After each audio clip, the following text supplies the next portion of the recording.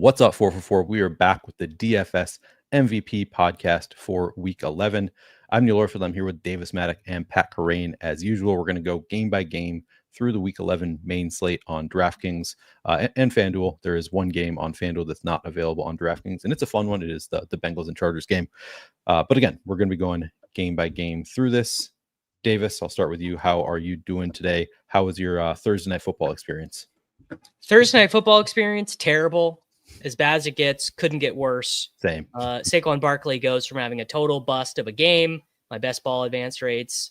Maybe we're climbing back towards normal. No, bada bing, bada boom, 50-yard touchdown. I believe the stat is that he scored 19 underdog points in 14 seconds of game time. No way. So shout out to Saquon Barkley. Yeah. Thank God I was in bed. Thank God I went to sleep before that. I went to bed being like, you know what, I'm probably going to wake up and, AJ Brown will have scored a touchdown and it's going to be fine.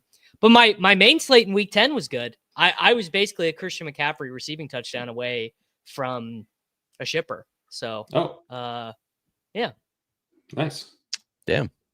Well, this week, maybe we'll get the Christian McCaffrey touchdown. Well, now people are woke to McCaffrey, unfortunately. True.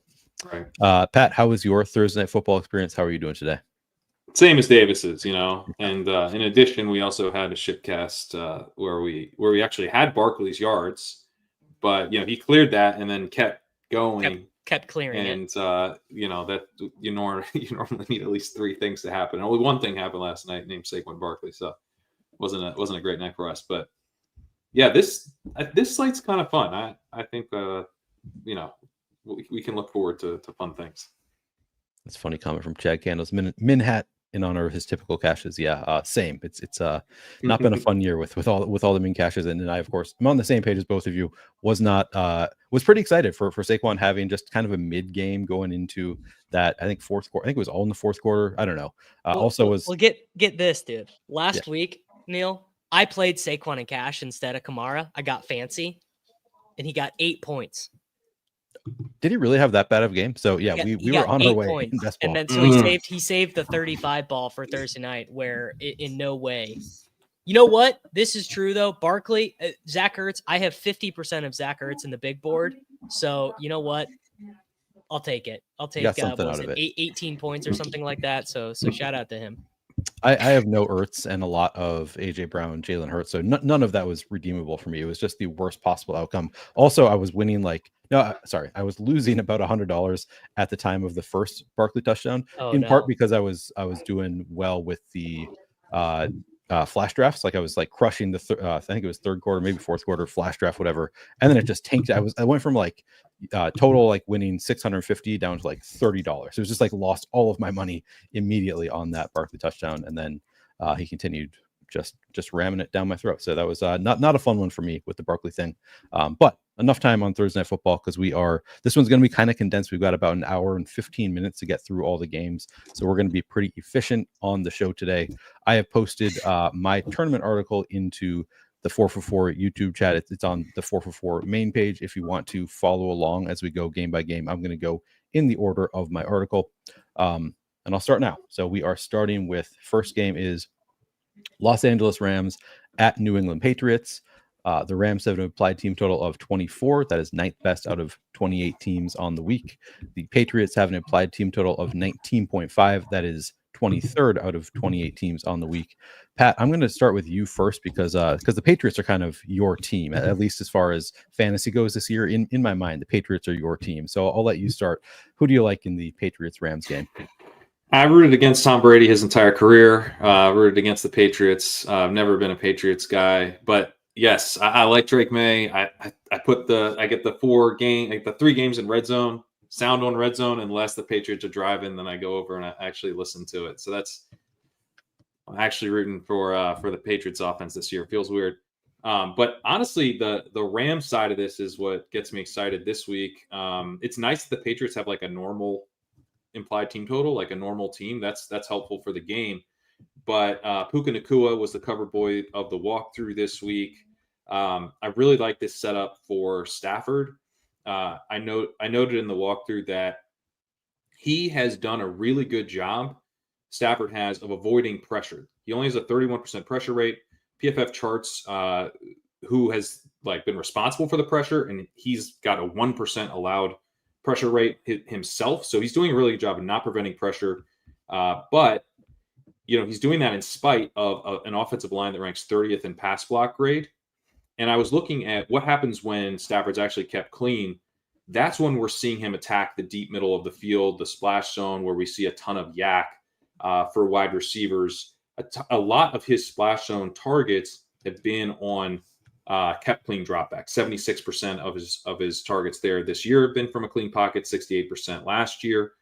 So being able to keep Stafford clean is important for him to kind of unlock some of that yards after catch goodness that the Rams passing offense is built on. The Patriots rank 26th in pressure rate. They're dead last in pass rush get off. Their time to pressure is pretty decent, but this is not a particularly scary pass rush. A lot of the time, I think Stafford will know that he has more time than his typical drop back. And so I'm hoping here that the offense is built a little bit more around attacking downfield and over the middle, which is where Puka Nacua and Cooper Kupp have shined. Last year, Nacua was in the 93rd percentile in splash zone targets per route. 2 years ago, Cooper Kupp was in the 93rd percentile. This year, they're both solid 68th and 59th percentile. But again, the idea here is that this might boost this type of production more from what we've typically seen. And obviously, both guys have dealt with injuries this year. So we've got the healthy receivers in a pretty good spot with a team that is now capable of pushing back to an extent. They're not just going to get stomped, I think. The Patriots will be able to put up a little bit of a resistance here. And so Puka Nacua, the walk-through cover boy, but also, when I check out the prices and who's going to get played, Puka Nacua doesn't look like he's going to be particularly popular this week. He's not super expensive, kind of just a gold star DFS play as well. So it lines up really well. Very, very excited to play Puka this week. So what you just said about Puka, copy and paste that for every guy we like for the rest of the show. They're right now, depending on whose ownership that you are looking at, there is, I believe, fewer than 5 players who are projected to be more than 20% owned. Yeah, exactly 5 players. One of those players is in this game on the other side, Kayshon Boutte, which, to be honest, I don't think that I'm going to be playing a 21% owned Kayshon Boutte, but never say never. You don't know. But that's kind of the theme of the week. And I'm glad that that ownership is kind of updated because I do that Thursday show and ownership is just not super baked by that point. So it's better now. And yeah, it's a function of salary being so tight, but there is not a gold star cheap play. Like the week everyone played Tillman, there just is, there's a bunch of guys who are okay. We got Boutte, we got Hunter Henry. Hunter Henry actually is in optimals right now. But yeah, if you like Puka, jam him. That you play pure chalk around. You like Kyron Williams, jam him. Do whatever you want. Because anyone who's expensive, you're gonna have to do something uncomfortable to get him. And I agree with Karain, by the way. Puka is like giga gold star play. The Cooper Kupp does lead the NFL in targets per route run because you can't defeat the Breakfast Club, but it's Puka who adds. Puka is the Debo, right? Puka is the 66-yard touchdown, like the 35-point guy. Like Kupp may be a better bet to get 19 or something than Puka, but Puka is the potential slate breaker. Kupp also has had, this year games without Puka. So he's been able to just scoop the entire offense. Puka has not had that, except when he returned 2 weeks ago. He almost did that. He's done that, almost a couple times with Kupp, but the health has not been there really at any point this season, or he's getting kicked out of the game. So the numbers, I think, if you're looking at who the numbers are underestimating, it's much more likely to be Puka than Kupp. Yeah. With you both on Puka, like him quite a bit. Kyron Williams, I think, looks pretty good here. The Patriots have been pretty bad against stopping the run, at least in terms of schedule-adjusted fantasy points per game. Kyron, expensive, but also going to be low-owned as a result of the price. As Davis said, we get that all across the board here. Davis Allen. Any of you interested in a $2,500, $4,200 Davis Allen? Knox is going to keep Davis Allen from being super chalk, but I might just like Davis Allen better straight up. Like, yeah, I think I might too. Yeah.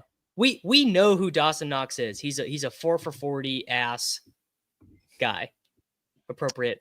I mean, Allen had 88% route participation last week, so you're getting, it's like a similar play of, he's just out there all the time.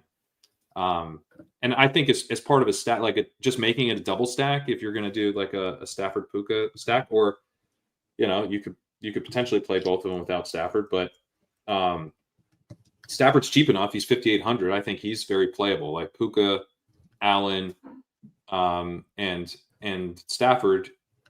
That's not a crazy expensive double stack. I did not write up Stafford in my write-up just because he didn't project that well and didn't project that well point per dollar. But I kept on kind of doubting myself. Like it's one of those, he's never really been that great. Like his receivers do a lot better than he does in general because they all PPR scam their way there. But also he's cheap enough and we like the receivers enough that he is probably somebody that we should at least consider just throw the quarterback into the stack. And just the fact that he has not had those big spike weeks that much historically obviously doesn't let me throw this to you, Neil. Would you rather do Stafford with Puka and Davis Allen, or would you rather just put Anthony Richardson in that lineup for less DraftKings dollars?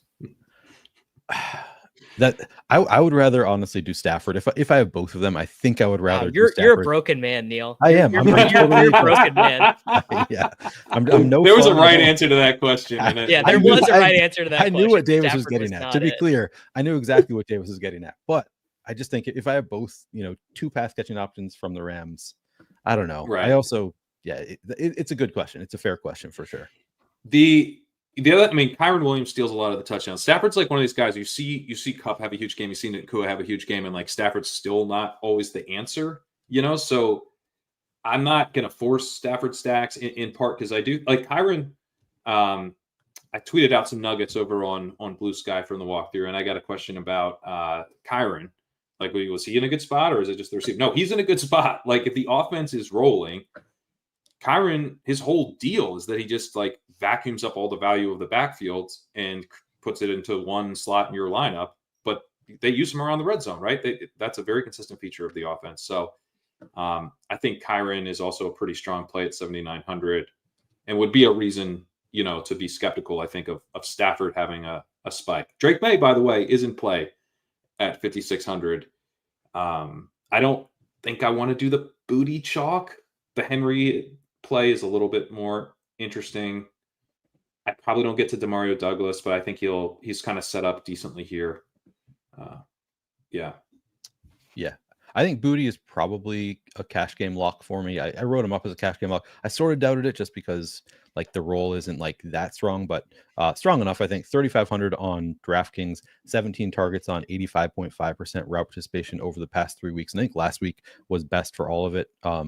So I think he's a very, very strong cash game play at the very least for DraftKings.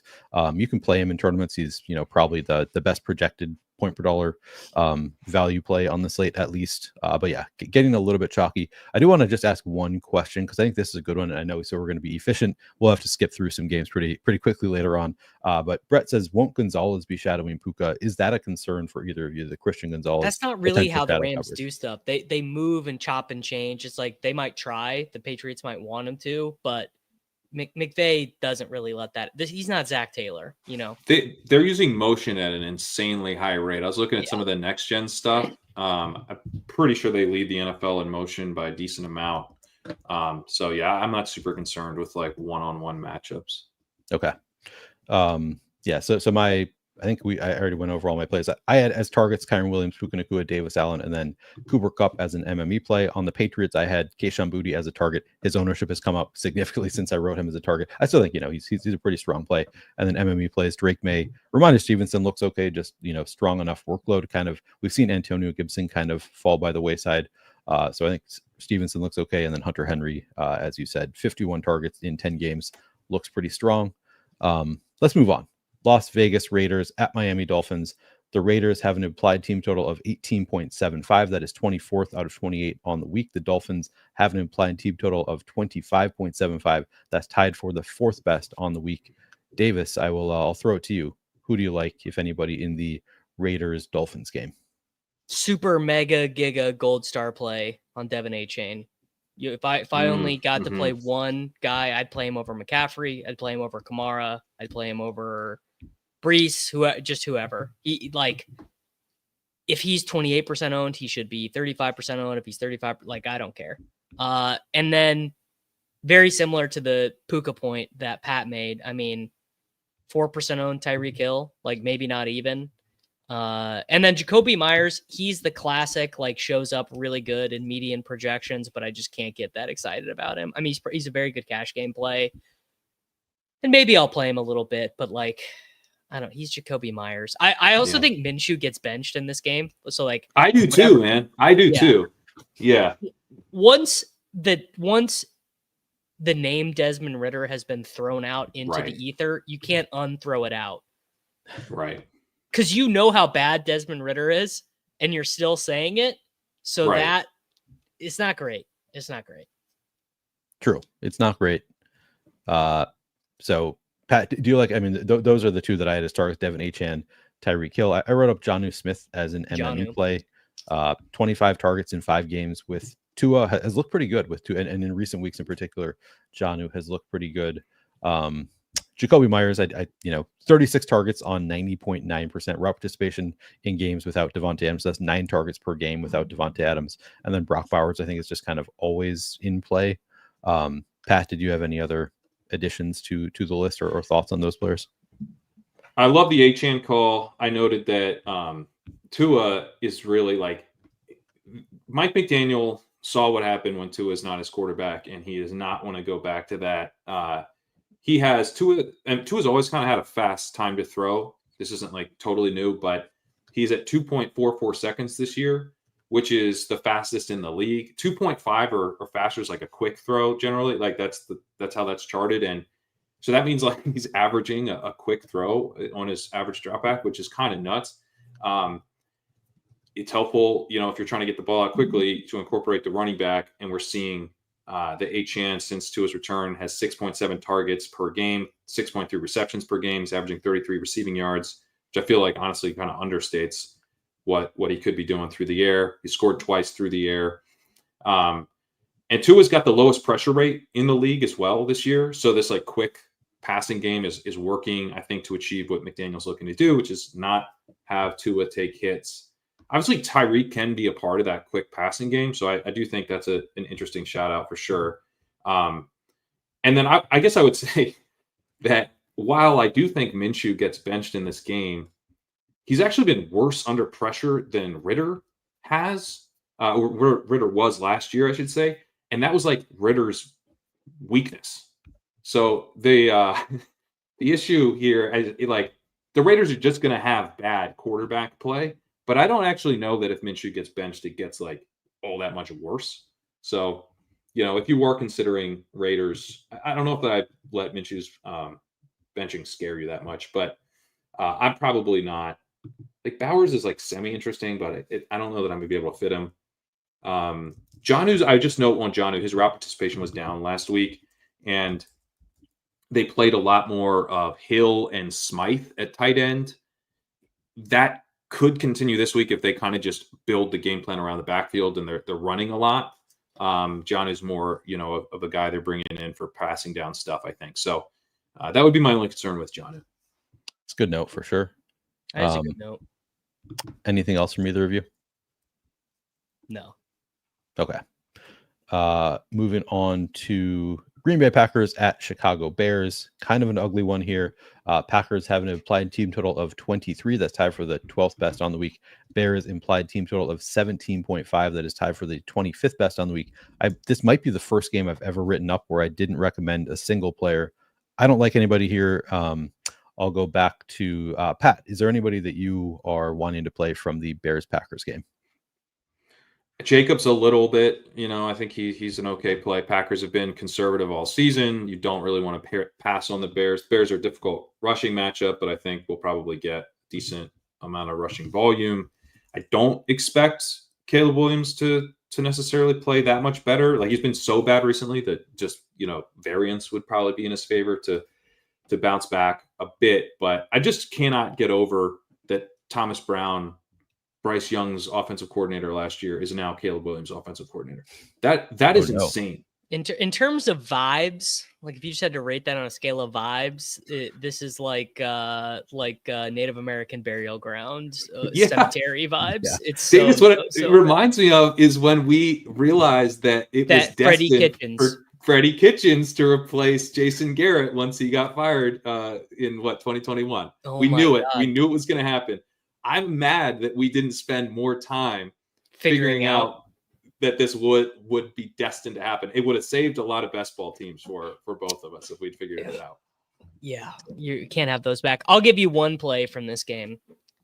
There is a wide receiver who has multiple games of 30-plus points this season, who's coming off a 100-yard game, who is a little bit banged up before the bye week and has now had 2 weeks to get healthy, who's at his cheapest price of the year, that no one wants to play. His name is Jaden Reed from Michigan State University. No one wants him. I made him my flag plant on my channel on Thursday, and all the comments were, dude, you don't know ball, the Bears slot. I'm like, guys, I need you to just zoom out on the chart a little bit and realize that this is a grown man who's now healthy. Jordan Love, by the way, that's the other thing. Jordan Love's now had time to rest. He's with their groin injury. I think Jaden Reed is I can't. It's like you don't want to play Jaden Reed at 7,400 after he just had the 30-point game. That's the time to not play him. You got to play Jaden Reed when he hasn't exploded for a month, and that is right now. I just hate the matchup. But I like to call it, like that is like it's a standard. Like he's good enough that he could probably exceed. Yeah, like it's like you'd play Jaden, like I don't know. You can't be a good enough corner to beat like when Jaden Reed gets the angle on you, that's just it. It's over. He scored. Yeah, I think that's a good call up.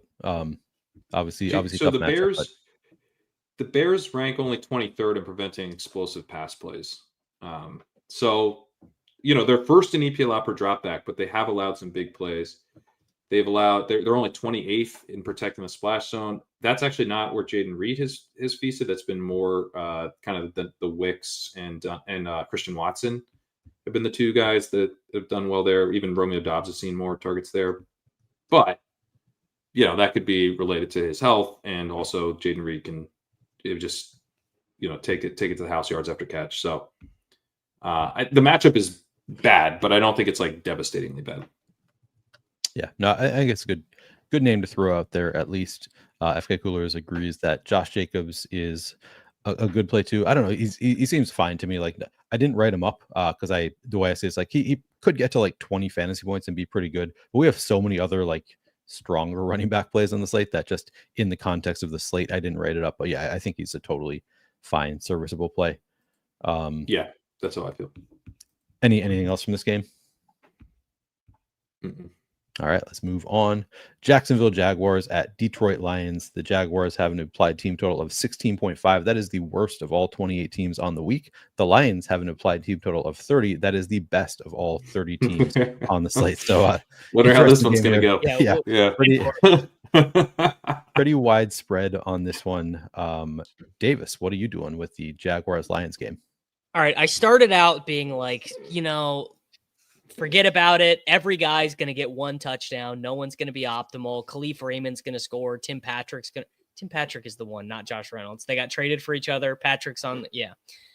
I've now gone all the way around to that is totally 60 IQ. No, mid IQ. That's totally the 87 IQ take. The 160 IQ take is this is the best running team in the NFL. And they keep trying to score points. They're like one of the only teams in the NFL that keeps trying to score points when they're up $1 billion. David Montgomery threw a touchdown to Sam Laporta up 25 points against the Tennessee Titans. So that leads me to believe one of Jahmyr Gibbs or David Montgomery is going to be in the optimal this week. Now, ask me which one. I don't know. I'd probably slightly bet on Gibbs, but he's the more expensive one. I think Brock Wright is probably a false flag. Sam Laporta was ruled out right as we click live on this show. I don't think there's enough volume for 8K Amon-Ra St. Brown. Like 80 yards and a touchdown doesn't even get you close at that price. And J-Mo is like, I don't know, does 70 yards and a touchdown get J-Mo in the optimal? Probably not, honestly. Like there are too many cheap wide receivers this week and double tight ends and stuff. And you could play Goff naked, but Goff could have 4 passing touchdowns and 97 passing yards. Like, I think the answer is Gibbs. Long way to say, I think the answer is Gibbs. I think the answer might be Montgomery. Gibbs a great play, but Montgomery is 6,500 versus Gibbs at 73. And this does just set up as like they're going to pound the rock against the Jags. What I noted is that the Jaguars, they have the worst pass defense in the league. So obviously, teams are going to pass on them, except that's not what's happened recently. We've seen teams actually go run heavy against them the last 3 weeks. The Packers, they had Malik Willis in the back half of this game. I forget how much time in the third quarter, but that, Malik Willis, I think, played like a quarter and a half. But they had a 48% pass rate against the Jags with a minus 14% PROE. Then you get the Eagles. The Eagles are going to eagle. They got 47% pass rate, very low, minus 13% pass rate over expected. And then last week we saw Darnold, who was throwing a ton of picks, only a 54% pass rate with a minus 4% PROE. All of those teams won against the Jaguars. The Lions don't need to pass here. Like you can run on the Jaguars. It's not a problem. And the fact that they should be pretty damn efficient when they do pass is only going to help move the chains, keep drives alive, get these guys into the end zone. The Eagles and the Lions are really playing like a true dictate the run brand of football this year. It's pretty different than everybody else. The Lions are coming off a 52% pass rate against the Texans with a 66% expected pass rate. By the way, 19 rushes for Gibbs in that game. I mean, Gibbs, they're both great plays. They're both great plays. The answer really is like whichever one just runs hotter on efficiency. Like if one of them gets you need a 27-yard touchdown from one of them, and they're both equally capable. I'm done discriminating against David Montgomery. David Montgomery is a great player, and Gibbs he could score 3 touchdowns in this game. Like it's that kind of game. Like it's. Would you, if you were making, I don't know, I do about 8 to 10 teams or whatever a weekend, would you just say, I'm just playing one of these guys on every one? I'm just going Gibbs or Demon on every. Kind of feels like yes. I think you could do that. I don't know that I will, but you definitely could do that because there's a couple of the game environments I'm excited about. But man, it's like, why wouldn't you do it? Like, why is that bad? I have no. It's the first 30-point team total of the year. Like they should. Time we've seen a 30-point. Is it really? Team total. That's kind of insane, huh? Yeah, and they're going to smash here. Like they're going to do. Yeah. I like this question from Don. Would you play Gibbs and Montgomery in the same lineup, or would you set a rule against it? If I was doing like MME, like Millie Maker type stuff, sure. But like, I just don't. I don't know. That's a good. Let's ask Leone. That feels like a Leone-esque move. Yeah, that feels like a Leone move. I don't know that I would do it, but I could see it being okay. For the salary, it's a lot. Like you need a lot from both guys. I probably like if I'm hand building 5 lineups, I probably don't do it. But definitely not something that I would like set a rule against in a 150 set, like David said. Like you could totally see it. Like they both have 2 touchdowns. They do what the Dolphins did last year. How many points do we need from that block? Do you think, like combined? 50, 55? I think maybe? We could get 50. Yeah, that's what I was thinking. Like 50, like a 30 and a 20 feels like totally reasonable. Yeah. So it's viable, I think. Yeah, so I wrote up both Gibbs and Montgomery as targets. So kind of the whole conversation we just had is like, who knows, like who ends up getting there? But I think both are very live to have big games here. And then I wrote up both Amon-Ra and Jameson Williams as MME plays just because the matchup is so good. Who knows? Maybe the Jaguars do keep it close. When I wrote up Jameson Williams is projected for like no ownership. I saw somebody else wrote him up in like the expert survey as a play that they were like, I think it's going to come up. I think it was just wasn't projecting that well. So I thought it was super Galaxy brain. Maybe not. I'm out on JMO in any circumstance where people are expecting points from him. It just feels like that's his MO. Yeah. Fair. I think that's the correct approach. Maybe. Jaguars and any interest in Mac Jones. We just got the news that Tank Bigsby's out. So I didn't write up Travis Etienne, and now it's like maybe we have to think about. Yeah, but he Travis got all the Etienne. work last week, and I think was probably going to get a lot of snaps anyway because they're going to be trailing, and he's kind of more the passing down guy. So I don't know. I have trouble with the Except Jags here. Dearness Johnson's the passing down guy. Yeah, that's true. Yeah. So we don't need to do it. I don't need to rewrite this with I think it's a little too fancy. Like Estime, probably if you're just like trying to make a gross running back play, Estime's better. That's my guy. Well, he's 6,300. Like, imagine being like, I played Travis Etienne instead of Montgomery.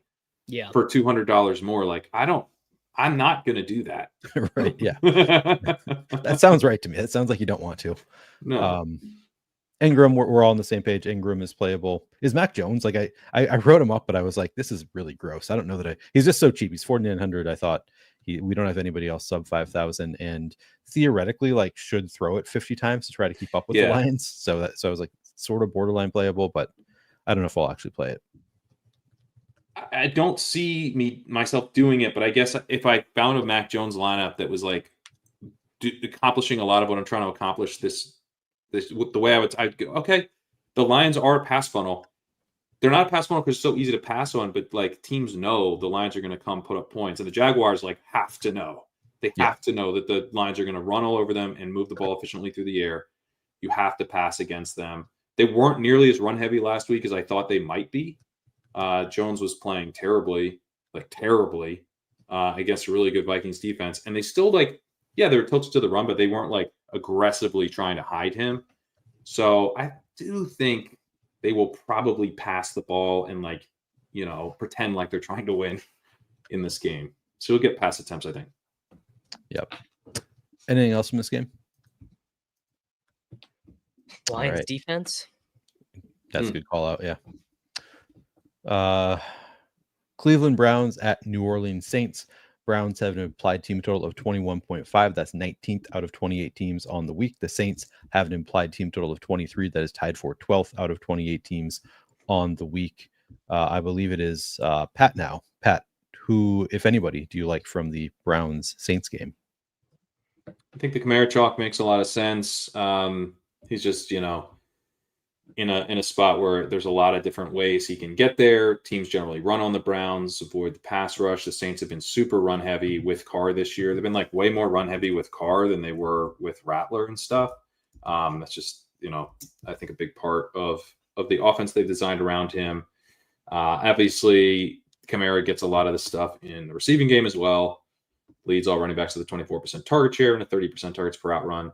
Running back 3 with 1.91 yards per out run. So, nothing really to push back on Kamara in terms of just like him being a really strong play. I guess my thing with Kamara the last few weeks has been like, I do think you can fade the ceiling a little bit, just because the team's not that great and he's not an efficient runner. And so, he's not as likely to bury you in the way that Barkley did last night, where it's just like 19 seconds and all of a sudden he's it's over. You needed him. At the same time, he is going to be a difficult fade if that's the route you're going to go, because I think that the Browns will be fairly effective in moving the ball here. And so, I don't think this game's going to like totally flop. Like that's probably your best bet if you're fading Kamara, if the game just flops. But I actually think Jameis will be pretty solid here, and that'll increase the chances that Kamara just catches a million passes. Davis, how about you? What do you like in the Browns Saints game? I mean, Jameis, dude. Jameis. Yes. Tillman, Elijah Moore, Njoku. These lineups make themselves. I ran Sims earlier, and then ran him through the Sim ROI stuff on Sabre and on Solver, and all the highest Sim ROI teams are Jameis singles or doubles, all of them. And it's because you'd think, oh, well, they're all just going to be too chalky. But like, that's just not really the way it works this week, because you just have to make such salary concessions. It's like, I think I said this on the show last week of like, if you have to make uncomfortable decisions, so do your opponents. Yep. And your opponents are all felt like, well, do I play Davis Allen and Brock Wright on this team to make the salary works? And it's like, okay, I'll change my answer on this team, but then on the next team, I'm going to do something else. So you'll get pairings that'll be really high. Like Tillman will be paired with Jameis at a really high rate, but Tillman and Jameis and Elijah Moore won't be paired at that high of a rate with Devin A-Chain, for example. Right. Yeah. So like my team that I do in the SPY is very likely to be Jameis Tillman more. Yeah. Go ahead, Pat. Well, I like Jameis a lot here too. I think, you know, one of the issues with him, because he's Jameis Winston, he's going to throw picks. He's third highest turnover worthy play rate in the league. But like, so what? You know, it's Jameis. He's going to throw deep. He's got a really high splash zone attempt rate. You know, attempting these really high value targets. Will take the interceptions. But the 32% pressure to sack rate that he has, which leads the NFL, that's like more concerning to me, because it's like he's killing drives in two different ways. The Saints don't have a good pass rush. They're 28th in pressure rate. They're 29th in time to pressure. They're 28th in pass rush win rate. They rate better in some of the coverage stuff, but obviously they lost Lattimore. I'm not afraid of them as a coverage unit. And so I think Winston having time to throw, dealing with less sacks, is a big part of why I think we get fun Jameis again this week. I'm very hopeful that we get fun Jameis again this week. This is probably the team that I wrote up the most players from is the Browns. As targets, I wrote up Jameis Winston, Elijah Moore, and David Njoku. 87 pass attempts in his two starts so far this year. And we had the one game, 3 touchdowns and over 300 yards. The next game, 3 interceptions. So it's big time roller coaster with Jameis, but that's kind of fun for DFS and as we've been talking about. So I really love Jameis. No Marshawn Lattimore on the other side, so that helps. David Njoku is probably my favorite of the Browns options, just because tight end eligible. We saw what he did last year with Joe Flacco, like after Deshaun Watson went down. Haven't really seen it with Jameis Winston yet, just 7 targets per game with Jameis Winston, which is like fine, but not exceptional. But I think he's probably the most talented pass catcher. Am I missing something as far as the, like, does Jameis just throw it deep so much that he doesn't target the tight end as much? Like, is that a factor in like Njoku not projecting that well? He was so bad against the Chargers that like the overall attempts were limited. And you know what? I think a lot of guys are going to be bad against the Chargers, you know, and like the Saints defense, by the way, like they got like Harlem Globetrotter, like dunked on by Javonte Williams and Bo Nix. Like this is a bad defensive unit. Jameis will throw a terrible interception, of course, like at least one, but you guys know as well as I do, that's kind of good for fantasy. Like it's kind of like if he throws a pick 6 when they're up 14-3, like you're like, all right, you're right. like, yeah, ship it. Great. Perfect. That's what we needed.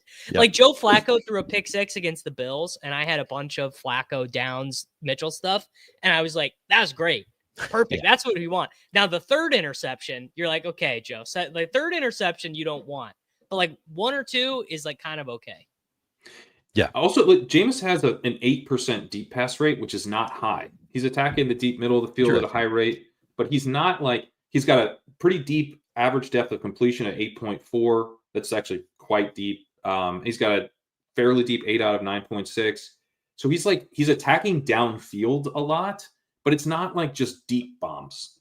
So I don't think Njoku's hurt by his style of pass. He's probably my favorite of the weapons as well. I would also just note that, as Davis mentioned, I mean, he's so bad against the Chargers. He had a 12th percentile EPA per play, but in that game, the Browns had a 74% pass rate. That was actually 3% above expected. They didn't go into a shell. They didn't hide him. You know, they might bench him at some point. I was going to say your negative out is Dorian Thompson-Robinson, but he's Dorian Thompson-Robinson. So like, what's the point in that? Right. Exactly. So I think as long as he's out there, they're going to run, and they've been pass heavy all season. I mean, they had Watson. They had the worst quarterback in the league, and they were still passing the ball a ton. They've 79% pass rate to open the season. They were 77% against the Giants in week 3, 75% against the Raiders, 74% against the Bengals. That was the game that Thompson-Robinson played. Ken Dorsey likes to pass the ball. So I think we do have passing volume on our side here, especially, you know, if these teams push each other a little bit. All right. We need to be quick. I'm recognizing that, but I'll just say targets I wrote up again: Jameis Winston, Elijah Moore, David Njoku. MME plays Cedric Tillman. I also wrote up the Jerry Jeudy, just getting enough volume with Jameis that I think he's playable. But I want to hear your thoughts real quick on Nick Chubb. Like, is he at all interesting to either of you? MME only. Yeah, that's what I had. I think he's in play. He had 14 touches, 14 carries last 14 carries per game. In his 3 games, he has 42 carries, so 14 per game so far. They just do not throw him the ball. True. Right. Yep. That's the downside. Yeah, he's expensive enough. I doubt I'd play him, but I think I could see it. And then are we going back to Alvin Kamara, target forward the Saints? Are we going back to Taysom at all? Yes, I wanted to make sure to mention Taysom. Now that Taysom is finally not going to be 25% owned, he's like, the role is actually great. He's like their second running back, second tight end, and wildcat quarterback. You know, it's like that's a really good. I mean, he had a 90-yard touchdown called back by I wanted to say ticky-tack holding, but it was a real hold last week that I didn't know had happened. Look, you could tell me that if Chubb breaks off a 67-yard touchdown run, sure, but like that is what has to happen. He could punch in. He could punch in touchdowns around the goal line as well. Yeah, I think this could be like a sneaky fun game. Like this is one of my favorite game environments. I agree. I agree. And Chubb could just end up being the piece that you need from the Browns. So I think he is like Davis said, just an MME play for me. Probably not making it into like my first 10 lineups, but I think he's kind of an intriguing MME play at least. Yeah, I agree. Any other notes from this game? We got kind of another ugly one coming up. It is my Minnesota Vikings at the Tennessee Titans. So Saints defense would be. Oh yeah, if we were getting that pick 6. We might want to. Yeah, true. Good point. Good call. And would you allow for that? Jameis and I think I would. Defense? I might consciously target it. I might consciously play the Saints. My lineups come preloaded. Yeah. Using an opto, keep that in mind. Like you might want to allow some defense against your quarterback just for that particular game, at least. More defenses you might want here. Minnesota Vikings at Tennessee Titans. The Vikings have an applied team total of 22.5. That's tied for 16th best on the week. The Titans have an applied team total of 17th. That is 27th out of 28 teams on the week. And now I have forgotten who I went to first last time. I think you went to me. I think you go to Davis. Right. Davis, who do you like from the Vikings-Titans game? No one, not even Aaron Jones. Aaron Jones is he's running back Chris Olave. Very good bet to get 15. He's like never getting you 25. Yeah. Jefferson, sure, whatever. I mean, he's very hard to fit. It's a sad day when Davis Mack can't even muster any enthusiasm for Justin Jefferson, who's a pretty strong play. I mean, give me Mullins, man. I will say this. I actually will say this for Justin Jefferson. Every interception that Darnold threw last week was targeting Jefferson, and two of them were just being like, Jefferson, please score a touchdown. Like, I don't know what to do. I'm just going to put this ball in your general vicinity and see if you can get it. And the third interception, the really bad one, Jefferson actually almost got it. He almost if Darnold had like 3 inches to the left, Jefferson could have plucked it out of the air, but it just, Vikings defense is a very good play.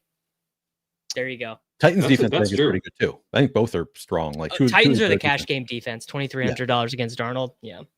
Yeah, that's pretty sweet. How is that possible? How did that happen? Right? Yeah. I mean, because Darnold they are 6-point dogs last week, whatever. Like overall. Yeah, but they're good defense. They are, legitimately good defense against a kind of unraveling quarterback. Seems like a good spot. Seems like a good play. I wrote up Jefferson and Aaron Jones as MME plays just because I think they're kind of always viable. And TJ Hawkinson, just up to 9 targets last week on 66.7% route participation. It's like good enough usage that I kind of felt like he's cheap. So kind of maybe somebody to consider. I like that shout out because one of the things I noticed, with the Titans, they're third best in preventing explosive plays. Vikings are third best at creating explosives. Titans, the best team in protecting the splash zone, the deep middle of the field. The Titans do not have an elite pass defense. They're only 16th in EPL per dropback. But I think maybe the type of defense they could be saying to Darnold, you got to take this underneath Hawkinson stuff. We're not letting you have Jefferson explosives and Jordan Addison downfield shots. So we saw last week he kind of had to do that. Not only did Hawkinson get targeted a bunch, but Josh Oliver was racking up some underneath stuff as well. He had 6 targets going for 52. So, like, if Hawkinson had run more routes, maybe some of that's him. Points to a little bit of additional upside, I think. I want to answer the super chat. Stephen Drake's asked, I'm thinking Chargers aren't a good defense to play. I think he's saying that they're not a good defense to play this week. You want the Broncos. You want the Broncos on this list. Okay. Titans, Ravens, Broncos, Browns are the other defenses he's thrown out there. So Broncos are the defensive choice for Davis. Okay. So Hawkinson kind of in play. I wrote up Kelvin Ridley on the Titans side. I think he looks better on FanDuel. 6,400 on FanDuel is better than 6,200 on DraftKings. Not a super strong play, but just the usage has been really good without DeAndre Hopkins. 32 targets in 3 games without DeAndre Hopkins, 89.2% route participation. So I don't know. I think he's a fine play. He's been really good this year. Another player who I did not draft in best ball who's just crushing it. Any interest in Ridley for you guys? Probably not. He's like going to be like a little bit owned relative to his profile this week too. Yeah, not a priority. I think if he doesn't really get much ownership, I think he's totally fine. Okay. Yep. Up next, Baltimore Ravens at Pittsburgh Steelers. The Ravens have an implied team total of 25.75. That's tied for the 4th best of the week. Steelers implied team total 22.75. That's 15th out of 28 teams on the week. Pat, what are you doing with the Ravens and Steelers? All right. You guys know that I am not a Russell Wilson guy, but it's a pretty good play this week. Right. The Ravens have been, I kind of thought they were going to get better over time, and they just haven't. They've just been a really bad defense against opposing passing. They're too good at run defense. Right. That's right.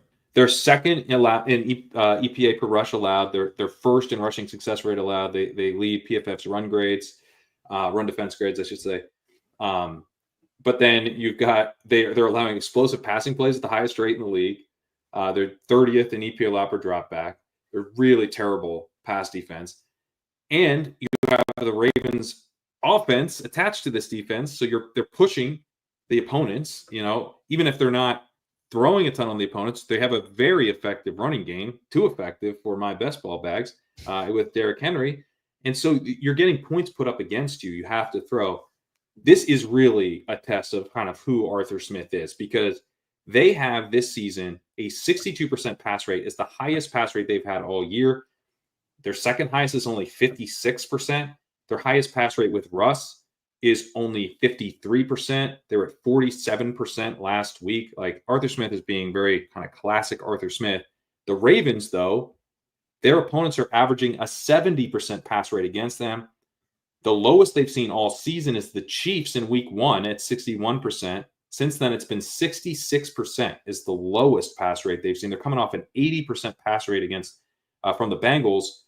They also had a 79% pass rate by the Cowboys. Like, teams are just dropping back constantly. The Steelers are not going to do that, but we might get them into the 60s for the second time all season. Maybe above 65 for the first time all year, and the only time all year probably. So we're getting some potential for volume here. I think that's really big for Pickens. Pickens has been awesome this year. He started, in his career, is making like these sweet catches, but he wasn't getting any separation. He's up to 88th percentile in open score after a decent mark last year. He's improved a lot. He's 2.59 yards per route run this year. He's got 26% targets per route run. He's an 89th percentile in first read target rate. He's like locked into the clear number 1 role in this offense. I think Pickens, Russ, single stacks, just a bet on more volume than usual, are pretty nice. Same page as you there, Davis. How about you? What are you doing with the Steelers, and then any interest in the Ravens?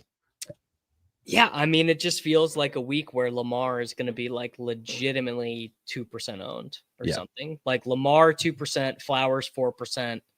You are going to have to play, Kayshon Boutte, Davis Allen, Dawson Knox, maybe probably multiples of those guys to make lineups work. But for example, I have my sim set up right now. got 10 quarterbacks returned in my top 150 set with 4 uniques, no Lamar. So assuming people are using computers to make their lineups, which they are, Lamar's not showing up. But you can obviously build a good simmed Lamar team. You just have to play, like, you're just gonna have, you get to play Devin A-Chain and Alvin Kamara and Jacoby Meyer. Like, you get to play the best plays with Lamar. Like, skin in the game answer. Like, I'm definitely doing one of those teams. Like, definitely one of my teams in the $50, $33 or something is going to be Lamar and Flowers, or even Lamar and Andrews, right? I mean, likely is going to play, but Andrews is the touchdown guy in this. I mean, just the thing is, the death of Mark Andrews. We were all thrown off the scent in that game where he ran like 4 routes, but they only dropped back like 17 times or something in that game. Like that. True.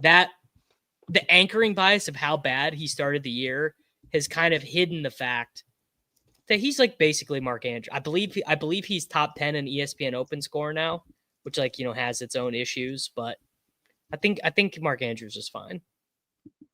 Yeah, he seems. I was gonna write him up until I saw that Isaiah likely was coming back, but I think you're right. He's still he's cheap enough. He's at least playable in those stacks. Pat, how about you? Do you have any thoughts on the Ravens? Do you have any interest in Andrews or Derrick Henry? I mean, is he just going to continue shoving it down our throats? Yep. Yeah, he is. Kind of the same thing. They're kind of the same play, honestly. Like, terrible matchup. They're too expensive, but they're just great. Yeah, I mean, Lamar is like no one's going to play Lamar. I think Zay Flowers is pretty well priced at 6,900 with no one playing him. So Lamar Flowers works. I think Andrews is likely going to go, because if Likely's in, I think I'm out. Sounds like he's in, yeah. Yeah. The route participation was awesome last week with Likely, which only kind of makes it more frustrating because it's not going to sustain. He's like, oh, so it really is that they just want to play Likely. Great. And Likely's back. So he's going to – I probably not getting there. But when I look at this game, we've talked about for the whole season that the Ravens have 2 modes. This is a spot where you would expect them, I think, to just – lean on the run with the idea that the Steelers are not going to fully embrace the pass funnel nature of this matchup. They're probably going to slam their heads into the brick wall of this rushing defense way more than they ought to, even if they pass a lot more than usual. And so, you're not nervous about like the Steelers just boat racing you, on offense. So Derrick Henry should have plenty of opportunities here as the Ravens. The thing to avoid on the Steelers side defensively is that they have a pretty good pass rush. So I would think that the Ravens probably lean on Henry. Henry's running so well. This could easily be a Henry game. Johnny's saying Pickens is going to be so overowned. What is projected ownership? He's projected for sub 10% ownership at the sites I'm looking at. So not looking like he's going to be like crazy highly owned. I wouldn't be surprised if he gets a little bit higher because I have heard people talking about Pickens. But yeah, I don't think he's projected for a ton. All right. Anything else from the Ravens Steelers game? Got nothing. All right. Indianapolis Colts at New York Jets. Colts have an applied team total of 20. That's 22nd out of 28 teams. Jets have an applied team total of 23.5. That's tied for 10th best out of 28 teams.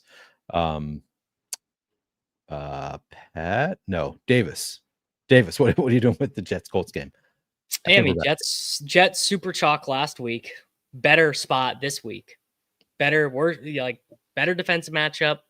The thing is, we have no trust left. We have no trust left in the New York Football Jets. Like Breece Hall, he stinks. Devontae Adams looks like he's basically shaving points out there. 13 targets last week. His target share has gotten higher every week he's been a Jet. He stinks. Even the projections, by the way, which should be like this should be. We should not care about this, right? Basically, the projections don't love the Jets. Like in my run, I got 9% Devontae Adams in 150 lineups, with 6% Aaron Rodgers and 3% Garrett Wilson and a little bit of Tyler Conklin thrown in there. I think that's right. I think they're expensive. I think their median projections are fine, but the floor on these guys is like legit like 4 points because they're just a train wreck of a team. And I was actually being serious about the Anthony Richardson unstacked thing. Like, this Jets defense is awful, dude. Like, they're terrible. And they are. So before he got benched, he had the game with the most designed runs of his career. I think Steichen is going to double down on that here, because he just is going to look like such an asshole if he can't. Because I think my read on this is that Irsay wanted to go to Flacco. That Irsay and the GM was like, dude, we cannot have this guy out here taking himself out of the game type thing. Or maybe Irsay just got impatient. And I don't know. But I don't think Steichen wanted to bench Anthony Richardson, because the talking points have been so inconsistent. You know, he's been like, Joe's our quarterback for the rest of the season. He said that on Monday. Last Monday, he said, yep, Joe's our quarterback. Now it's Anthony's our quarterback. Yeah, and then he said what after the game, like, basically, until I say Joe's our starter, and then he's like, I say. So that to me reads similar to the Stefanski stuff, where clearly the ownership was like, buddy, you are not benching our $240 million serial assaulter quarterback. I think it's a similar situation, which then is going to be like Steichen. Okay, how do I win games with this guy? Well, probably not with 45 dropbacks. You probably want this dude to run, and I think we are going to get some good running here from him. All right, Pat. I don't love playing Jonathan Taylor in this game, but you have to think, like, to Davis's point about how they're going to attack. I completely agree. I think they're going to be very run heavy. I think Richardson is in play as a naked option, just as a bet on designed rushing. What are they saving? They're not saving him. Like, run him into the teeth of defense. It doesn't matter. But at the same time, I think a lot of it will come from Jonathan Taylor. I think he could pretty easily set a season high in carries here. It's similar to the Henry play, except you feel less confident about it, and it's a little cheaper. So I don't know that I'll play Taylor, but I do think he's very much in play, and not someone that other people are looking to play, really. And I honestly think I might like him better than Brees in this game, because, like, when I think about the way this game plays out, I feel a lot more confident that Taylor's going to get fed than Brees gets fed. I could see Brees having like 11 carries and like 4 targets, but 2 of them are really dumb pass, late screen passes from Rodgers when, and you're just like, I don't really have much enthusiasm for Brees here, as he's not going to be super low owned. Interesting. Yeah, I mean, the matchup with the Colts is just so good that I wrote up Brees and Devontae Adams and Garrett Wilson all as targets from this game. Would not be. I mean, we've seen Brees fail in great matchups in the past for that exact reason. Just like doesn't get the volume that you're really expecting. So yeah, I have no issue with the fade. Aaron Rodgers, I think, is playable at 5,500 on DraftKings. Is the issue really just that they run the clock down every time, like the game clock? They just don't run that many plays, so you just don't really see great volume for anybody on the Jets, and it's so spread out to the different stars. And they don't score any points. They don't score any points. If you don't score any points, I guess that's the real reason, is that they just haven't been as slow as it's been a couple weeks since I looked at their pace. It's because they've been down in these games, Corinne. Their pace would be slow if they were winning. I think you're right. Yeah. I do think that the Colts, they have a lot of incentive to be very run heavy and try to be slow and just like get this. Now, Steichen generally hasn't been that slow, but like, I don't know.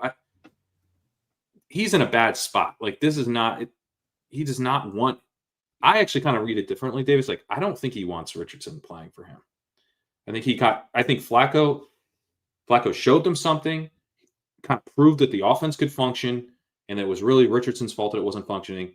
They committed to him, and then he immediately bombed 2 times in a row. And they're like, well, I guess I don't want to get fired for playing Joe Flacco too much, so I got to get back to Anthony Richardson now. Well, then you really better run this dude 19 times and let his ribs get cracked or whatever. Like, They might.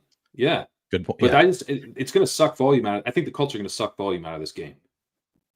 Yeah.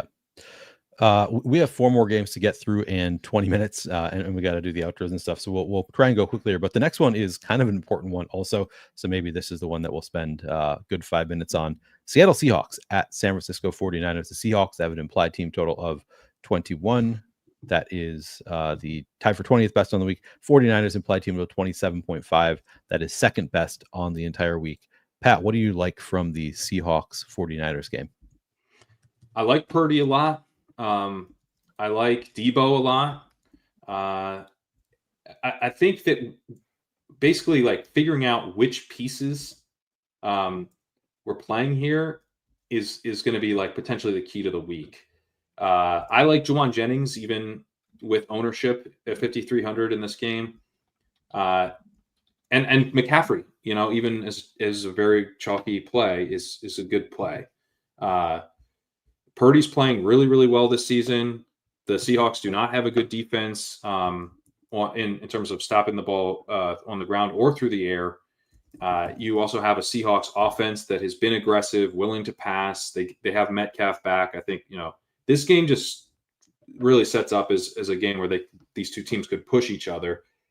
Juwan Jennings, by the way, like his role has been really showed up on Thursday with an ankle injury. Oh, yep. God. Okay.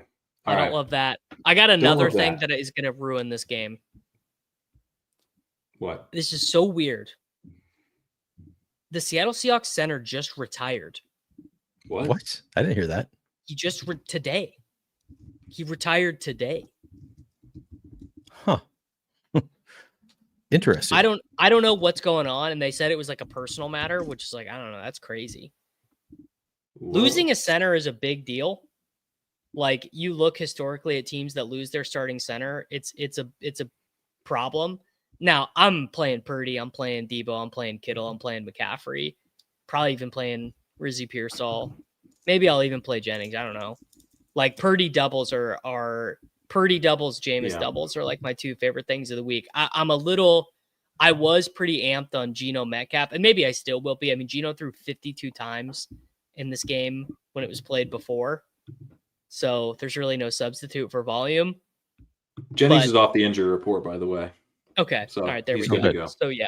I would say I'd rank the stacking options in order: Debo, CMC, Kittle, Jennings, Pearsall, but they're all fine. And you can double all of them. Again, it's just tricky with salary. The only question I have here is, can we get Walker to a playable range? And do you have any interest in JSN? I think no on JSN for me, maybe on Walker. I think I'm agreed with you on both of those. I had Walker as a target, my only target from the Seahawks. Did not write up JSN. He's the same price as Metcalf on DraftKings, so I would just rather go to Metcalf if I'm going to play one of them. Pat, what's your answer there? Yeah, Metcalf. I just late swap. Get late swap to JSN, but that's I don't see starting with him. I think Juwan Jennings off the injury report, the role, he saw 11 targets against the Buccaneers, 10 of which were first read. He's got a really big role in the offense right now. So he's not going to be unowned at all, but I think still a good play. Yeah, I think he looks like a strong play. Any interest in AJ Barner? Targeted 7 times on 86% route participation with Noah Fant out last week. He's only 3,100. It looks like Fant is going to miss again. So any interest there in Barner for either of you? I'd rather play Davis Allen. Yeah, Davis Allen. Fair. Anything else from this game? No, we really should just emphasize how good Purdy has been, though. That's really, Purdy's been really good. Yeah. Oh, Brock Purdy. No, Brock Purdy is like average. I think before last week, he had more rushing yards than Josh Allen. Allen had a good rushing week last week, but 24 scramble yards a game. It's real. Yeah. It's real. He's got a 3.04 time to throw, and he's attacking deep, 8.4 average depth of completion. That's like Jameis range. He's doing Jameis. He's taking a while to throw, and he's attacking downfield. He attacks the deep middle. He's doing Jameis stuff, except he doesn't turn the ball over as much. It's pretty cool. He had a poor performance in week 1. Over the past 8 games, at least 15 fantasy points in each of them, at least 20 in 5 of 9 games this season. So just been crushing it in recent weeks. Yeah, looks great. Can't undersell how good Purdy has been. Definitely like one of the top projected quarterbacks on the entire slate. So yeah, that's a good call out. Moving on, Atlanta Falcons at Denver Broncos. Falcons have an implied team total of 21. That's tied for 20th out of 28 teams on the week. Broncos implied team total 23.5. That's tied for the 10th best of all teams on the week. Pat, what are you doing with the Falcons Broncos? Bijan's a decent play. I think the Falcons will attack here on the ground at a pretty high rate. They've been very run heavy this season, like weirdly run heavy. Kind of like to the point where I'm like, you don't need to be this run heavy. Like Cousins is playing pretty well, but since they played Carolina, pass rates of 48%, 58%, 53, 48, 57. And these were every single time with higher expected pass rates, sometimes significantly higher. Last week, they had a 68% expected pass rate, past 57% of the time. The Broncos have an elite pass defense. I think we do see them attack on the ground here. Fits with their tendency, fits with the matchup. And then Nix, I think, is set up decently well here, but he's not like someone I'm really excited to stack. And so I don't see myself really playing him for that reason. I mean, damn, you're not woke to Vela, you could Cortland maybe Sutton, talk dude. him into. You're not woke. You're not woke to Sutton. I don't know. I believe 5,900. I believe the Falcons have allowed the most fantasy points per game to like wide receiver ones, like top wide receiver ones of the opposing team. So Crane, it's interesting you said that because the whole time this week I've been thinking no one is going to play Nix and Sutton as highly as they are projected because they're projected great. Like they're like if you run top 50 top 100 optimals or whatever, you're gonna get 10-15% of Nix. You are gonna get you honestly are gonna get a lot of Sutton. You're gonna get like 20-25% Sutton. Okay. So I don't know what it is, man. Sutton is just like so uninspiring. The role has been pretty damn good. He's been better recently. I should probably be more open to it. But you're right. I think people are gonna has been way better, dude. So like that's the thing I think that's missing. And I kind of thought this way too. There's been like some film watchers who've been talking about this, but like his time to throw has gone down. And you might be like, oh, that's bad. No, for Nix, that's good because he was so slow. He was not processing. And now it's gone down. He's like processing the game better. And I have the same bias against Cortland Sutton too. He's just like, oh, great, boring Cortland Sutton. Round 10, sure, whatever. He's boomers. He's a boomer idea of a wide receiver one, but totally. I think it's a legit good play. Okay. I mean, I think it's probably a pretty good play. You're right. I don't have a lot of pushback. I mean, one of the notes that I had on this game was that the Falcons have a terrible pass rush. They're 31st in pressure rate. And the Broncos are first in pass block win rate. So Nick still does have a long time to throw. He's allowing pressure. When he gets pressured, he doesn't allow it to turn into sacks. He's pretty good that way, but he will take on pressure because he takes a while to process and get the ball out. But he's not going to have that much pressure this week. You know, that he's going to be able to sit back behind a really good offensive line against a terrible pass rush. He will have time to slowly process. But when he does, he's attacking downfield at a pretty high rate, 8.1 ADOT. So I don't know. I think I have a little bit of a bias against Nix and Sutton, but I really don't have. Think of how hard he smashed the Panthers. He just crushed the Panthers. You're right. It's a pretty good stack. Yeah, I think it's one that we can play. I also, Davis, I'd like to hear your thoughts on our boy Audric Estime. Are we playing any Audric Estime? I would love.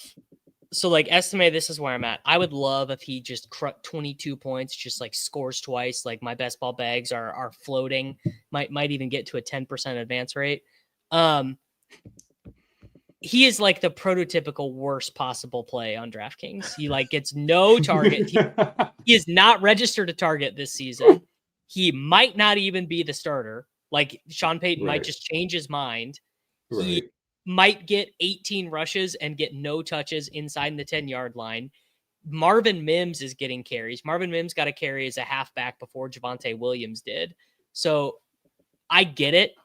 But like ask yourself this. would you rather play Audric Estime or Taysom Hill? Because they're the same price. You're probably playing them in the flex. It's like, dude, Taysom Hill, man, he's proven it to me. I know that almost talks me into Estime, frankly. Yeah, Like that. Like if I'm not totally sold. Yeah. To me, it comes down to if he's 2% owned, send it. Yeah. If he ends But he's up, going to be, isn't he? You know, I mean, what is Evan Silva going to decide to say on Sunday morning on Establish the Run? Yeah. You know, truly, Yeah. it really could go. It could be a total late steam situation. I think he probably will hew to being unowned. And maybe he seems like a pretty good play unowned. Like it's a little Deontay Foreman-y, you know, when he's on the Bears. That's dude. Oh my no. Do you remember the week Deontay Foreman was owned this year? There was a Deontay Foreman week this year.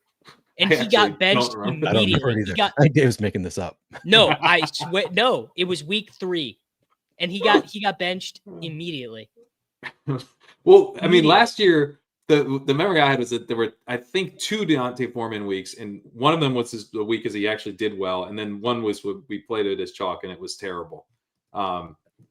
If he ends up being chalky, if he ends up being steam, I'm happy to get off estimate. Yeah. But it's like I'm unlocking. You guys are unlocking stuff with Taysom. I'll unlock with Estime. That seems good. I guess Taysom won't really be that owned either, but I think the breaking point is like 5%. If he's sub 5% for me, I think that's a really strong play. Right. If he gets anywhere over 5%, suddenly it's like, don't really love it for the reason you can run on the Falcons. You can run on them.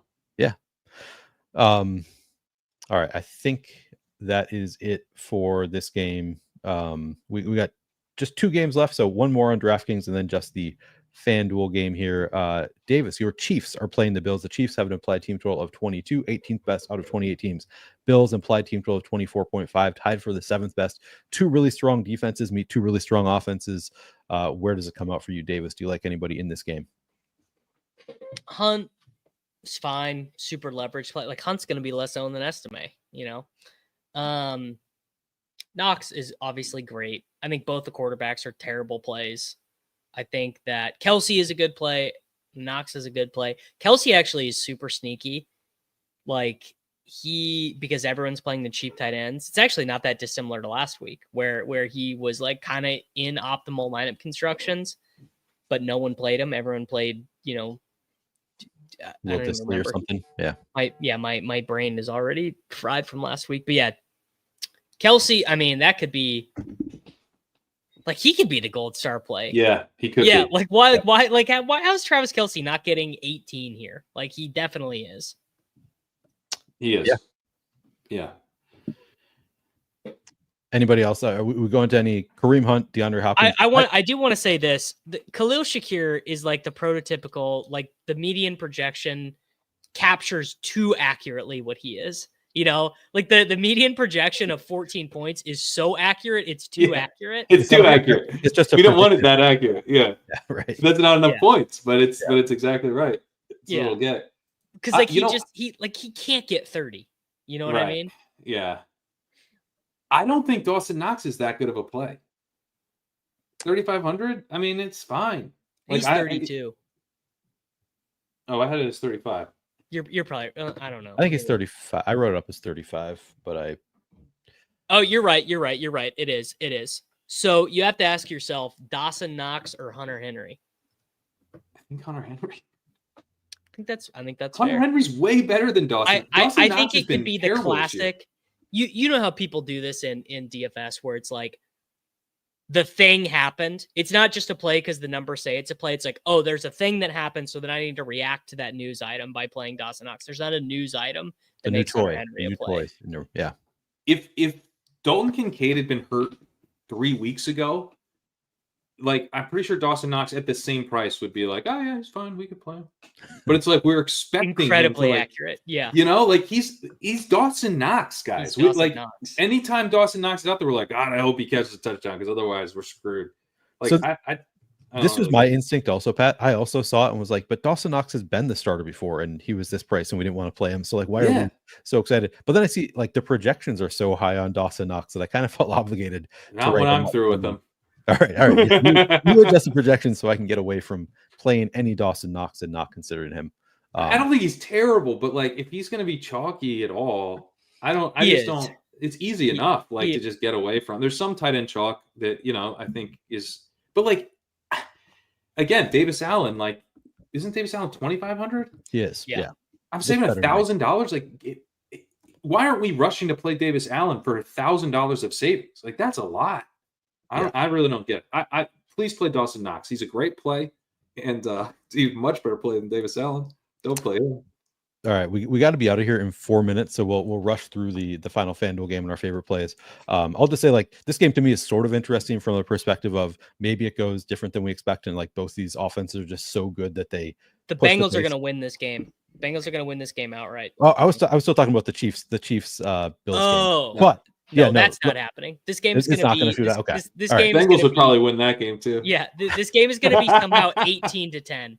Somehow it's going to be 18-10. And I did want your opinion on what you thought of that, because I know you're a Chiefs guy, but no, it's going to be brutal. Yeah. All right. It's a 23-20 game, I think. That's where I'll put it. Sure. 23-20.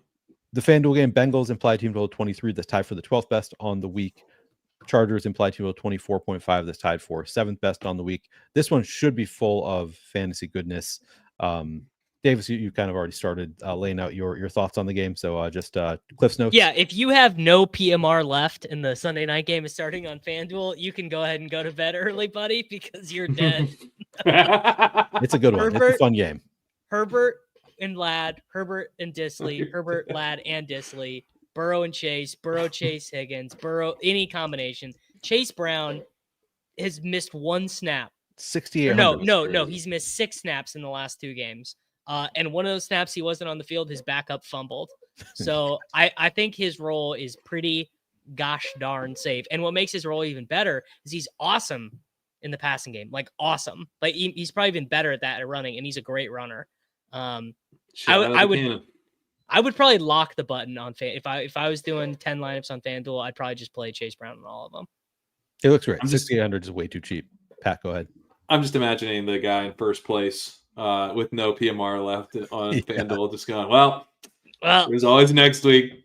I mean, truly, dude. Adam 2 weeks ago, by the way. Someone in that game's getting 40. I don't know who it is, but someone in that game's getting 40. This was literally Adam shit my money like 2 or 3 weeks ago. It was the Vikings Colts, I want to say, or some like super chalky game on Sunday Night Football, and he had a sweat, and of course it didn't go. It actually it came pretty close to going how we wanted to, but it was just like, yeah, no, somebody's going to pass him almost certainly. So RIP to whoever it is this week. All right, so we got 2 minutes left. Let's just quickly favorite stacks and or plays sub Jameis, 5%. Tillman, Elijah Moore, Purdy, Debo, Jaden Reed, favorite one-off. Love it. And I'm right with you. You sold me Davis on Allen, Stafford. You sold me on Davis Allen over. You sold me on Nick Sutton. I think that's a good one too. Favorite one-off play is probably David Montgomery, 6,500. He's scoring at least 1 touchdown. Yep. I love it. I like all of these plays work for me. Jameis Winston, David Njoku, and pick your wide receiver double stack for me for the Browns, probably my favorite. Njoku is also coming in, I think, sub 5%. Tyreek Hill, I think, is a pretty strong, like really low owned play if we're not that concerned about the risk. Nice matchup. So I'll throw him out there as well. All right. That'll do it, I think, for the overview, because we got to get out of here. Yeah, we did it just barely. Neil, where can people find you guys? Where can people find you guys? Davis. At Davis Maddock on YouTube. And on Twitter, Pat Corain. Legendary Upside on YouTube, legendaryupside.com. Check out the walkthrough. I wrote up the Rams and the Patriots is the game above the paywall. You want to check out why I'm so excited about Puka. Also think Cup's in a good spot, Carmen's in a good spot. And yeah, Blue Sky, I'm over there. I've been posting nuggets from the walkthrough at Pat Corain on Blue Sky as well as X. I think we're all the same names on both Blue Sky and X. I'm at PlayerQ DFS. You can find me there, and also the Flannelverse YouTube channel where I do showdown breakdowns. All right, that's going to do it for this show. Thank you guys very much. Thank you all for watching with us. We'll be back for Week 12 next Friday afternoon. Catch you then.